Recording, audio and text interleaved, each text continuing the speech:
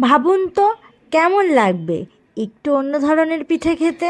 বলছি তো, পাটিসাপটা, কাঁচি খোঁচা আর গোকুল পিঠে, এই সব পিঠে তো অনেক খেয়েছেন।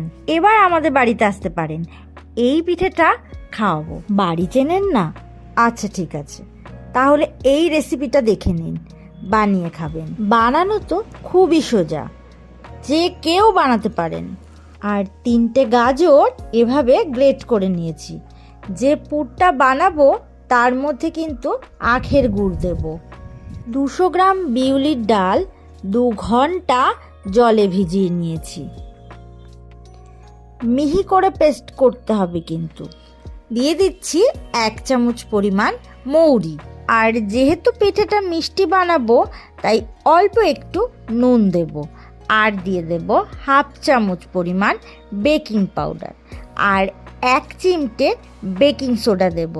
আর চিনি দেব 2 চামচ পরিমাণ। আর এই ডালের মধ্যে দিয়ে দিচ্ছি 50 গ্রাম মতো চালের গুঁড়ো। এবারে ভালো করে মেশাতে থাকবো।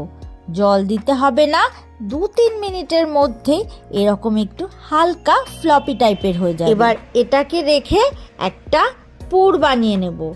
কড়াইতে দিয়ে দিচ্ছি ঘি, আর ঘিটা মেল্ট হলে এখানে দিয়ে দিচ্ছি গ্রেট করা গাজর। এবার গ্যাসের ফ্লেমটা মিডিয়ামে রেখে ঘিয়ের সাথে গাজর ভাজতে থাকবো। ঘিয়ের সাথে গাজরটা ভাজতে ভাজতে যখন নরম হয়ে আসবে তখন এর মধ্যে আখের গুড় দিয়ে দেব। গুড় আর গাজর বেশ কিছু সময় নিয়ে নাড়ুর মতো পাক দিতে থাকবো। আর যখন এরকম একটু টাইট টাইট হতে থাকবে তখন নামিয়ে ঠান্ডা করে নেব। আর ছোট ছোট গোল করে নেব, এভাবে নাড়ুর মতো গোল করে নেব। আর ব্যাটারটা এতক্ষণে পুরোপুরি ফ্লাপি হয়ে গেল।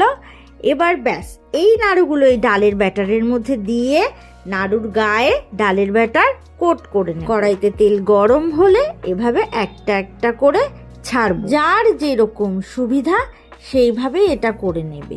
খুবই সোজা। আমি চামচ দিয়ে করেছি, যদি কেউ হাত দিয়েও এগুলো করতে পারো তাহলে করে নিতে পারো।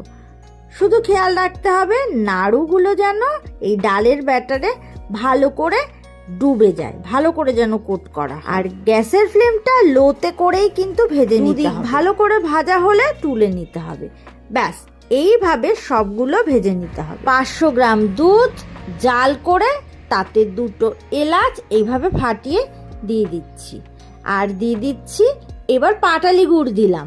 পাটালি গুড় শীতকালে একটু পাটালি গুড় না দিলে ভালোই লাগবে না। এবার 250 গ্রাম পাটালি গুড় দিয়ে দিলাম। গুড়টা দিয়ে দুধটা ভালো করে একটু মিশিয়ে জাল করে নেব। এবার দুধের মধ্যে বিউলির ডালের বড়াগুলো আস্তে আস্তে করে সবকটাই দিয়ে দিলাম। 2 ঘন্টা এভাবে রেখে দেব।